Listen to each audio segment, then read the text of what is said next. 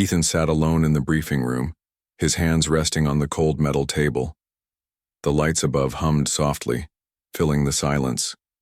He had been through dozens of missions, worked with dozens of soldiers, but never once had he felt this kind of unease. Today, command had given him something new, something he wasn't sure he could accept. "They assigned you a partner," the officer had told him. "She's not human. She's from one of the allied alien races. You'll need to trust her with your life." Those words had sunk deep, heavier than any order he had ever received. Ethan didn't trust easily, and he especially didn't trust aliens. The war had carved deep scars into him. Friends lost, cities destroyed, promises broken. He carried those memories like weight on his shoulders. Now they wanted him to stand side by side with someone who wasn't even human. He stared at the door, waiting for her to arrive. When it opened, she walked in quietly. She was shorter than him, her movements graceful, almost too careful. Her skin held a faint silver tone, and her eyes were large, glowing faintly like stars. She wore the uniform of the allied races, but it looked strange against her small frame. "I am Lyra," she said softly, her voice calm but distant. Ethan gave a stiff nod. Ethan. They stood there in silence for a long moment. He didn't know what to say, and she didn't seem eager to speak either. The distance between them wasn't just physical, it was a wall, invisible, but strong. That night, Ethan lay in his bunk, staring at the ceiling. He thought about the order again. Trust her with your life. How could he? Trust was something built over years, and he didn't even know her. She wasn't from his world. She didn't know his people, his pain, his history. He felt alone, even though she was just down the hall. The next day, they were sent out on a small recon mission. The desert stretched endlessly around them, the sun burning down. They walked side by side, but Ethan kept a step ahead, as if leading. Lyra followed without complaint, her silver eyes scanning the horizon. Hours passed without words. The silence grew heavier. Ethan felt a sadness deep inside. He missed the easy talk he used to have with his old squad. He missed the way humans understood each other with just a look or a small joke. With Lyra, every second felt like a reminder of how far apart they were. Then suddenly, she stopped. Her hand reached out and lightly touched his arm. Ethan stiffened, surprised by the gesture. "Wait," she whispered. He frowned. "What is it?" She pointed at the sand just ahead. At first, Ethan saw nothing, but then he noticed it, a faint shimmer, almost invisible, like heat waves rising from the ground, a hidden trap. If he had kept walking, he would have stepped right into it. He turned to her, startled. "You would have been lost," she said quietly. Ethan swallowed hard. "I didn't see it." For the first time, he realized she had just saved him. He had doubted her, felt distant from her, yet in one moment she had proven her worth. As they continued their mission, Ethan kept thinking about it. The sadness in him didn't fade, but now there was something else, a small spark of hope. Maybe they weren't as far apart as he thought. That night, when they returned to camp, he found himself glancing at her. She sat alone, looking at the stars, her face calm but unreadable. He wanted to say something, anything to bridge the gap, but the words didn't come. Instead, he just sat nearby, silent, watching the same stars. For the first time, he felt like maybe they were looking at the same sky from two different worlds. The distance between them was still there, but it felt smaller than before. Ethan lay down later, still unsure how to reconnect, still carrying the sadness of not understanding her. But deep inside, he also carried the order that had started it all. He kept thinking about the moment Lyra had stopped him in the desert, saving him from the hidden trap. That memory replayed again and again, and it left him restless. He wanted to thank her, to say something that showed he cared, but every time he opened his mouth, the words refused to come. It reminded him of when a friend from his old unit had moved to another city years ago. Back then, Ethan had felt the same, Close to someone, then suddenly far away, unable to bridge the distance. He had never figured out how to reconnect, and the friendship had slowly faded. The sadness of that memory still stung, and now it followed him when he looked at Lyra. She was right there, walking beside him, but she felt far away, like she lived on another world, even though they shared the same path. Their next mission was simple: scout a ruined outpost once used by human soldiers. Ethan checked his rifle, keeping his eyes sharp, while Lyra moved almost silently beside him. She was always alert, always calm. When they reached the outpost, the wall stood broken, half buried in dust. Ethan touched the old metal door, remembering the times he and his squad had passed through places like this. His chest tightened with sadness. "Did your people fight here?" Lyra asked quietly, her voice breaking the silence. "Yes," Ethan replied, his throat dry. "A lot of good people never came back." She lowered her gaze. "I lost family too. Not here, but in the war. Distance does not hide pain."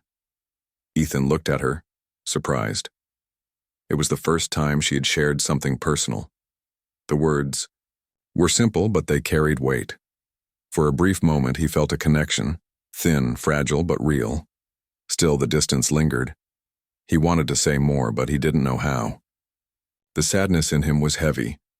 The same sadness of losing friends to distance, to time, to silence. That night, back at camp, Ethan sat by the fire. The other soldiers joked and laughed nearby, but he stayed quiet, staring into the flames. Lyra sat across from him, her face lit softly by the firelight. She watched the stars again, just like before. Ethan thought, "She's right there, and yet I can't reach her." He remembered how, when his old friend had moved away, he had written letters, but never sent them. He had typed messages but deleted them before pressing send. He had wanted to reconnect, but fear had stopped him. Fear of saying the wrong thing, of being misunderstood. And now, with Lyra, the same fear returned. Finally, he cleared his throat. "Back in the desert, and you saved me. I didn't thank you." "Me? I didn't." Lyra's silver eyes turned toward him. For a long moment she said nothing. Then she nodded slightly. "You are welcome." Her voice was calm, but her eyes softened just a little. Ethan felt something shift inside him. Maybe it was small. Maybe. It was only the first step, but it mattered. The next day they were sent deeper into enemy territory. The path was dangerous, the silence heavy. At one point, Ethan stumbled on a ridge of loose rocks. He steadied himself, but Lyra reached out and caught his arm anyway. "Careful," she said. He looked at her hand on his arm, then at her face. "You don't have to keep watching out for me." Her expression didn't change, but her words did. "If I do not, who will?" Ethan froze. The simplicity of her answer struck him. It reminded him of what humanity always valued most: standing together, protecting one another, even when the world felt broken. That night, Ethan couldn't sleep. He lay awake, thinking about the distance he still felt. It wasn't gone, but something inside him told him it could be crossed. He thought about his old friend who had moved away. Maybe he had failed back then. Maybe he had let silence win. But this time, with Lyra, maybe he could do better. He sat up, walked quietly outside the camp, and found her again looking at the stars. She always looked at the sky, as if searching for something she had lost. "What do you see up there?" Ethan asked, his voice softer than usual. Lyra turned her head, her silver eyes reflecting the starlight. "I see my home," she whispered. "It is far away, but the stars remind me I am still connected to it." Ethan stood beside her, following her gaze. He thought of Earth, blue oceans, green fields, cities alive with light. He thought of his family, his friends, the people he had lost. "I see home too," he said. For the first time, he felt the distance between them shrink, even if just a little. They both carried loss. They both carried hope. And in that shared moment, Ethan understood something. Humanity's strength wasn't in fighting alone, but in reaching across distance, no matter how far, to build trust. When they returned to camp, Ethan didn't feel as heavy as before. The sadness was still there, but hope had taken root. He still didn't know how to fully reconnect, still didn't know the right words, but he knew he wanted to try. And that was enough for now. As he lay down to rest, the order echoed in his mind once more. The desert stretched far and silent. Ethan and Lyra moved across the sand, their shadows long under the setting sun. The mission was simple: map enemy movements near the canyon. But for Ethan, the harder task wasn't the mission, it was the silence between them. They had shared a few words in the last mission. He had thanked her. She had spoken of home. For a moment, the distance had seemed smaller. But now, walking beside her again, Ethan felt that same wall return. He wanted to say more. He wanted to know her better. But every time he tried to speak, doubt rose in him. What if she didn't care? What if she stayed distant no matter what he said? The sadness pressed against him like weight. It was the same feeling he had years ago when someone he cared about had moved far away. He had wanted to reach out, to reconnect, but the silence had grown until it became permanent. He had lost a friend then, and he didn't want to lose another now. Still, he stayed quiet. The canyon loomed ahead, its cliffs sharp against the red sky. Ethan checked his scanner, his hands steady out of habit, but his mind restless. Enemy activity reported near here, he said. His voice was low, almost swallowed by the wind. Lyra nodded. I sense movement below. Ethan frowned. How can you tell? She closed her eyes for a moment. The ground carries sound. My people are trained to feel it. He didn't answer. Part of him wanted to trust her, but another part hesitated. He had his own training, his own ways of reading the battlefield. He decided to check the canyon edge himself. He climbed up the rocks, peering over. At first, he saw nothing but empty sand. He scanned again, his device showing no clear signals. False alarm, he muttered. But then the attack came.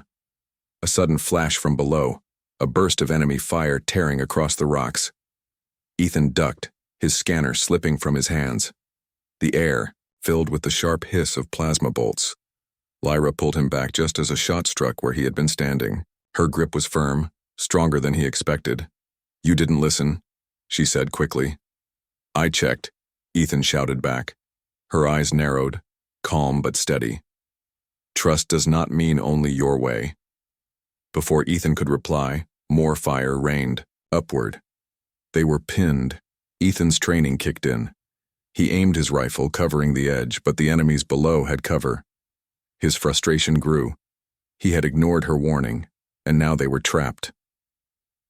Lyra touched his shoulder. Follow me. He hesitated.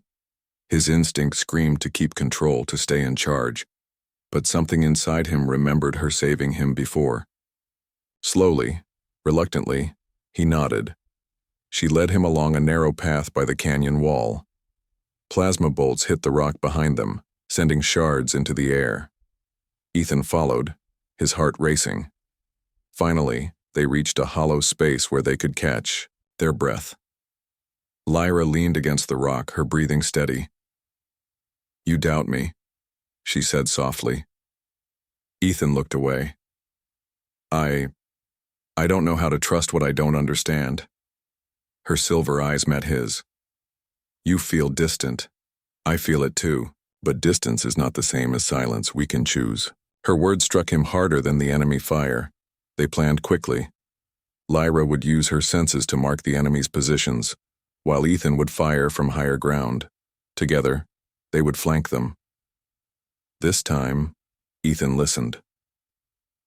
Lyra closed her eyes again, her hands brushing the canyon wall. 3 below, 1 far to the left. Ethan aimed carefully, firing where she directed. His shot struck true, forcing the enemy into the open. Lyra moved swiftly, using her agility to reach the flank. Ethan covered her, and together they drove the attackers back. When the last shot faded, silence returned to the canyon. Ethan lowered his rifle slowly. His chest rose and fell, sweat streaking his face. Lyra stood across from him, her calm presence unshaken. For the first time, Ethan realized they had moved as one, not as strangers, but as partners. Back at camp, Ethan sat alone for a while, thinking about what had happened. He still felt sadness. He still felt that wall between them. But the battle had shown him something new. Trust wasn't about understanding everything. It was about choosing to believe, even when things felt distant. He remembered again his old friend who had moved away. He had let silence keep them apart, but maybe with Lyra he could make a different choice. That night he found her sitting at the edge of camp, once again staring at the stars. "You were right," Ethan said quietly. She turned her head slightly. "About what?" "About me not listening, about distance not being silence." He paused. "I don't know how to close the gap between us, but I want to try." Lyra's eyes softened just for a moment. She looked back at the stars. "Then we will try. Together." Ethan sat beside her, both of them silent. The sadness was still there, but hope was stronger now. And as he looked at the stars above, he thought of the words that had begun it all. The canyon mission stayed in Ethan's mind for days. He kept remembering the moment he had ignored Lyra's warning, the moment her calm voice had said, "You doubt me." And he remembered how, in the end, listening to her had saved them both. That night, as he lay in his bunk, he stared at the ceiling again. The old sadness returned. The same sadness he had carried when his friend long ago had moved away. The same ache of distance, of wanting to say something, but not knowing how. Now, with Lyra, the ache was sharper. She was right there, close enough to see, close enough to hear, but still far away inside. The next mission came quickly. They were sent to explore an abandoned human base deep in the wastelands. The journey was long and quiet, the two of them walking side by side but speaking little. The ruins rose from the sand like broken bones. Rusted towers leaned, walls cracked and hollow. Ethan walked through slowly, his boots crunching on shattered glass. Memories pressed against him. Memories of his squad laughing, working, fighting in bases just like this. Most of those faces were gone now. Lyra walked beside him, her silver eyes scanning the broken halls. "This place is heavy," she said, softly. Ethan gave a short nod. "A lot of men died here. Good men." She paused near a wall where faded words were carved by human hands. She traced them gently with her fingers, as if trying to feel the past. "We had places like this too. Homes. Now gone." Ethan stopped. Her words struck him. For the first time, he realized her sadness wasn't so different from his. She had her ruins, her broken memories too. They set up camp inside what had once been a command room. The roof was open, letting the stars spill in. Ethan lit a small fire while Lyra sat across from him, her hands folded in her lap. For a while, silence stretched between them, thick and uncomfortable. Ethan wanted to speak, but his old fear returned. The same fear that had silenced him years ago with his friend. He didn't want to lose another chance. Finally, he said, "I had a friend once, we were close. But then he moved away. I wanted to reach out, to keep the connection. But I didn't. I was afraid. And then one day, it was too late." Lyra's eyes lifted to him, glowing softly in the firelight. "And now you carry that silence," she said. Ethan nodded, his chest heavy. "Yeah, it never leaves you." She was quiet for a moment, then spoke. "My sister, she was younger than me, gentle, curious. When the war came, she wanted peace. But she was lost in the fighting. Sometimes I still hear her voice. Sometimes I still think she will answer when I speak." Ethan looked at her, his heart tightening. For the first time, she had shared something real, something deep. He saw the pain in her eyes, the same pain he carried in his own. For a long while, they sat without speaking. But this silence was different. It wasn't a wall now. It was a bridge, fragile, but real. Two people sitting in the ruins of the past, carrying scars, sharing them without fear. Finally, Ethan said, "I'm sorry about your sister." Lyra's gaze didn't waver. "And I'm sorry about your friend." The words were simple, but they mattered. The next day, their orders came in. Another infiltration mission, deeper and more dangerous. Ethan and Lyra prepared together, their movements quieter, more in tune than before. As Ethan checked his rifle, he glanced at her. "You know, maybe we're not as different as I thought." Lyra looked at him, her expression unreadable, then gave a small nod. "We both lost. We both hope." Ethan smiled faintly. Hope. That word hadn't felt real to him in a long time. On the journey, the silence between them began to change. It wasn't heavy anymore. It was steady, almost comfortable. Sometimes Ethan would point out something in the terrain, and she would answer. Sometimes she would ask about Earth, and he would tell her small stories. One night she asked, "Do humans always look at the stars?" Ethan chuckled softly. "Yeah, it reminds us we're not alone." She tilted her head. "It reminds me of home. But now, it also reminds me of here." Ethan glanced at her. For the first time, he didn't feel the full weight of distance. He felt something else. Connection. Fragile but real. When they reached the enemy border, Ethan's sadness returned for a moment. He thought of how easy it was to lose people, how quickly silence could grow. But then he looked at Lyra. She was still there, steady, calm. And for the first time, he believed that maybe this time, distance wouldn't win. That night, as they rested before the mission, Ethan sat beside her by the fire. "You said once that distance isn't silence," he began. Lyra turned her silver eyes to him. "Yes." He took a deep breath. "Then maybe silence doesn't have to mean the end, not if we keep trying." For a moment, she studied him. Then she gave a small, quiet smile. "Yes, not if we keep trying." Ethan felt something new stir inside him. Not just sadness, not just fear, but hope. Hope that this time, he wouldn't let silence win. He looked up at the stars, then back at her. And once again, the order echoed in his mind. The night before the mission, Ethan sat awake staring at his gear. His rifle leaned against the wall, his helmet beside it. The fire in the camp was almost out, glowing faintly like embers in the dark. Lyra sat across from him, quiet as always, her silver eyes reflecting the flames. She didn't ask questions. She didn't speak unless needed. But her silence no longer felt like rejection. It felt like patience. Like she was waiting for something he hadn't yet found the courage to say. Still, Ethan felt the sadness of distance. He wanted to speak to her the way he once spoke to his old friends, to laugh, to share stories freely. But the words never came. He feared if he tried, he might fail, and the silence would return stronger. The order from command had been clear: disable the enemy superweapon hidden deep inside their territory. This mission wasn't just dangerous, it was nearly impossible, and it was given to them alone. At dawn, they moved out. The desert stretched endless, the wind carrying sharp sand across their faces. Ethan walked with steady steps, his mind sharp, but his heart heavy. Finally, he said, "We may not come back from this." Lyra turned her head, her expression calm. "We will, because we have to." Her certainty struck him.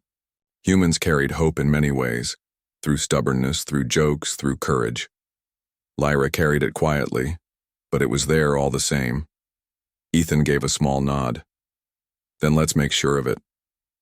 The enemy base was carved into the side of a black cliff, half buried in stone.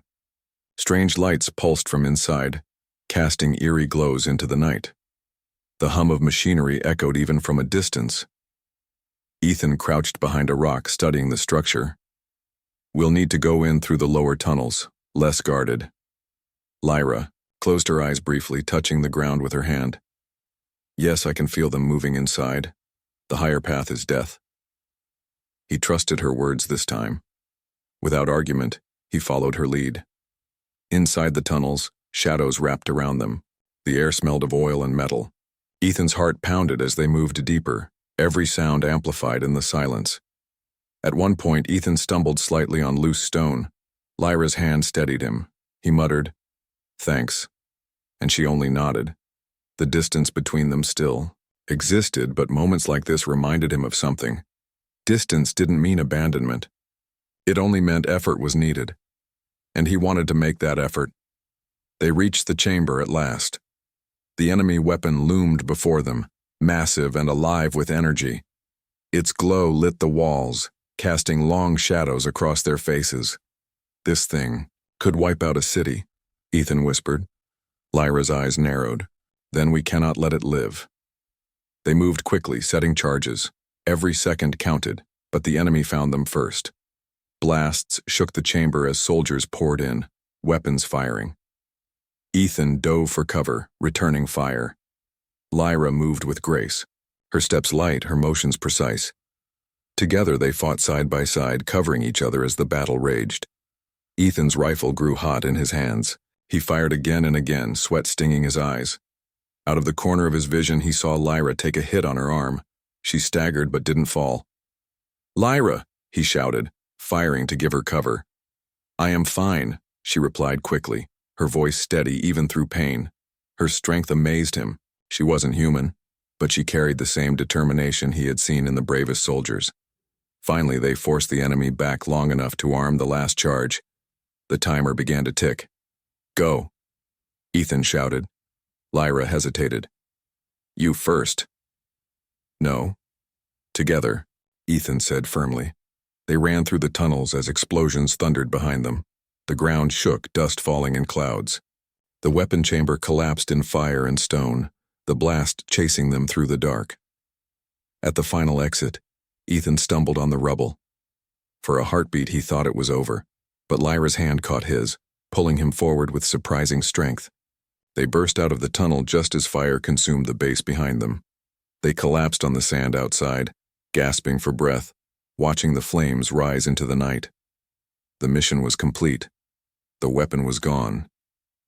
Humanity would live another day. For a long time, neither of them spoke. The desert was quiet except for the crackle of distant fire. Finally, Ethan broke the silence. "I thought I'd be alone on this, but I wasn't.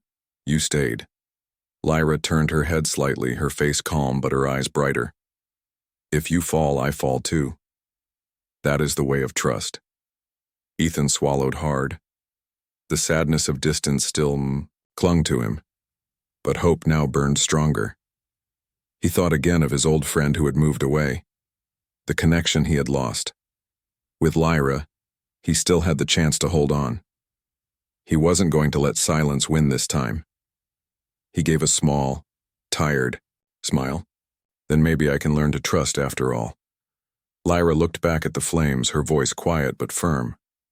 "Yes, you can." Ethan followed her gaze, the stars bright above the burning ruins. And once again, he heard the words that had started it all. The ruins of the destroyed weapon still glowed in the night, smoke rising toward the stars. Ethan and Lyra sat in silence on the desert sand. The fire from the blast painted the horizon in shades of red and gold. Ethan wanted to speak. He wanted to say something that mattered, something that would pull them closer, but the words felt heavy, like stones stuck in his throat. Lyra sat calm, her silver eyes fixed on the flames. She had saved his life again. He owed her more than thanks, yet he couldn't break past the silence. Finally, he whispered, "You could have left me back there, but you didn't." Lyra's head tilted slightly. "If I left you, I would be alone. And I have had enough of being alone." The words surprised him. She rarely spoke of herself. For the first time, Ethan saw not just a warrior, but someone who also knew distance, someone who also carried loneliness. The next morning, Command sent a message. "New orders. The enemy has regrouped. You must intercept them before they strike again." Ethan read the orders aloud. His voice was flat, tired. Another mission. another risk. But this time he wasn't afraid of the danger. He was afraid of the silence between them growing larger. As they packed their gear, Ethan said, "Lyra, when this is over, will you go back to your people?" She paused, fastening her armor. "Perhaps, or perhaps I will stay." Ethan felt his heart tighten. He didn't know why, but the thought of her leaving felt like losing someone important all over again. Like when his friend had moved away and never returned. He didn't want to feel that pain twice. They traveled across rocky ground, heading toward the enemy's new base. The air was dry, the sun beating hard. For hours they said little. Ethan's mind kept circling the same thought. I don't want to lose her too. At last he spoke. Back home, someone I cared about moved away. I never found the words to stay close, and now it feels like I've lost them forever. Lyra glanced at him, her expression unreadable. And now you fear it will happen again? Yes, Ethan admitted. I don't know how to stop it. Lyra was quiet for a long time. Finally, she said, "Then speak, even if the words are broken. Silence is the only true loss." Her words sank deep into him. She understood more than he expected. They reached the canyon where the enemy forces hid. Dozens of soldiers patrolled the cliffs, weapons ready. The air vibrated with the hum of machines.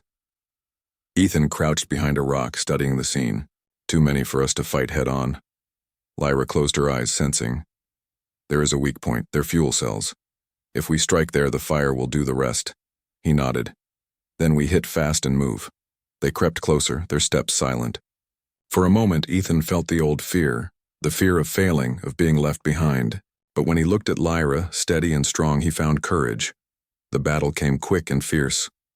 Alarms blared as explosions shook the canyon. Enemy fire rained down from the cliffs.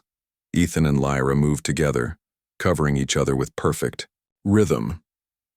At one point, Ethan was pinned behind a rock, bullets striking the ground near his feet. Lyra leapt forward, drawing fire away from him, her weapon glowing with alien energy. "Go!" she shouted. "I'm not leaving you," Ethan yelled back. Together, they charged through the chaos, reaching the fuel cells. Ethan set the charges, while Lyra defended him, her body moving like a shield. The last charge clicked into place. The timer began to tick. "Run!" Ethan shouted. They sprinted through the canyon as the ground shook. Flames roared behind them, swallowing the enemy base in a storm of fire. When it was over, they collapsed again on the sand, chests heaving, clothes scorched with smoke. The night sky stretched above them, endless and quiet. Ethan turned his head, looking at her. "I almost lost you in there." Lyra met his eyes. "But you did not." He swallowed. The sadness still clung to him, but now there was something stronger. Hope. For the first time, he believed the distance between them could be crossed. Slowly, he said, "I don't want silence between us anymore. If I say the wrong thing or stumble, promise me you'll still stay." Lyra's gaze softened, the faintest smile touching her lips. "I will stay, even when the words are broken." Ethan's chest tightened with something he hadn't felt in a long time. Relief. She wasn't just his partner. She was someone he could trust not to leave. He looked back at the stars, the same words echoing in his mind. Words that now felt heavier, truer than ever.